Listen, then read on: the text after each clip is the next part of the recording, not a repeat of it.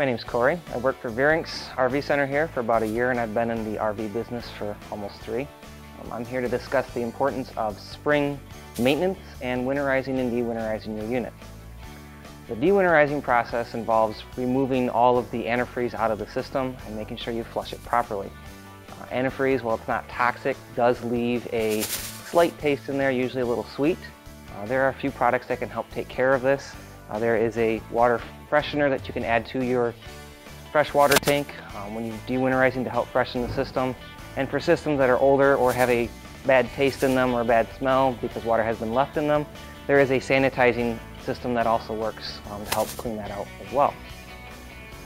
To de-winterize your unit, you want to add water to your fresh tank so that your pump can pull the water out of the fresh tank and run through all your faucets. Before you turn on your pump, you do want to make sure that your water heater is in a bypass mode so no water flows into the water heater and fills it with antifreeze. Once you verify that it is bypassed, go through and turn on your pump and start running water through all your fixtures inside your coach. You want to do the hot side for 1 to 2 minutes and the cold side for 1 to 2 minutes to make sure the system is flushed out well. Don't forget to do your toilet and any outside fixtures such as an outside kitchen or an outside shower. Once you have run water through all the system and flush it out, you can then go through and put the plug in the water heater and unbypass the water heater and put it in use mode, and then open up the hot side of any fixture to help remove the air from the water heater while you're filling it. Once you get a steady stream of water coming out the fixture, you know your water heater is filled and most of the air has been removed. Your system is now ready to use for the summer. For winterizing, it's pretty much the opposite of steps of what you did to de-winterize the unit. Making sure that you bypass your water heater before you winterize to avoid putting antifreeze into the water heater, pulling the plug on the water heater to empty it, and then siphoning antifreeze to the pump via a winterized hose that has been already attached to there from the manufacturer, or detaching the water hose on the fresh tank side of the pump and attaching your own to run it through the pump. This is something you can do yourself, or you can have us do it as well. We do offer a service for de-winterizing and for winterizing. The winterizing bonus to having us do it is if we winterize your unit and something freezes, it's on us to repair it and take care of it. If you winterize it yourself, then it is on you to either repair it yourself or pay someone to fix the problem. For the de-winterizing part of it, if you bring it in here, we have a couple other services we offer as well, which is checking your seals and verifying you're not going to have any leaks to that, and an appliance check to make sure all your appliances are working properly so that when you go to use your unit, you're not quickly trying to get it scheduled someplace because you can't operate something. The water heater has a few extra components to it than most appliances do that you want to check to ensure that it works properly and ensures the longevity of this product, of the water heater. There are 2 different types of water heaters. There is a Atwood and there is a Suburban water heater. The Atwood water heaters are an aluminum tank water heater and they have a plastic plug. The Suburbans are steel tank water heaters and they have an anode rod. And what the anode rod does is it sacrifices itself so that the steel inside the tank does not corrode. There are 2 different types of anode rods. One of the types of anode rod is a magnesium anode rod and the other one is an aluminum. And you want to alternate these as they deteriorate. And when you replace them is when they're about 50% gone.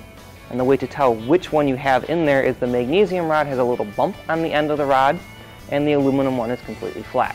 And again, it's just alternating them. It can take up to 2 years sometimes to 50% deteriorate an anode rod. Sometimes it can be a year if you use it a lot.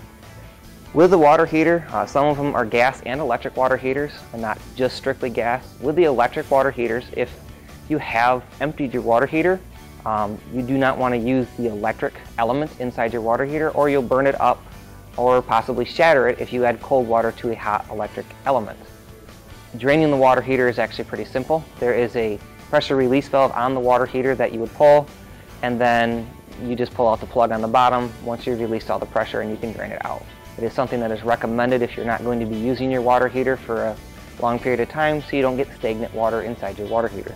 All gas appliances, such as the furnace, the water heater, and the refrigerator, have a lockout mode. After about 3 attempts of trying to start that appliance, it will lock itself out. Usually this is caused by air in the gas line, which happens when you either fill your propane tank or have disconnected your tank. To fix this problem, turn the appliance off and turn it back on again. Usually doing this up to 4 times will usually fix the problem because it bleeds the air out of the line. If this does not fix the problem, then the other cause that you could have, or other problem that you could have with it, is either a bug, spider, or rust has happened around the burner or pilot. To take care of some rust and take care of spider webs and stuff, blowing it out with compressed air is a simple fix to try and see if you can get it to start. If this does not fix the issue, then it is recommended to bring it in and have a certified technician look at it and do a repair on it as far as cleaning everything out, taking things apart, removing rust, verifying gas pressure on it, and verifying that the electrical components are working properly.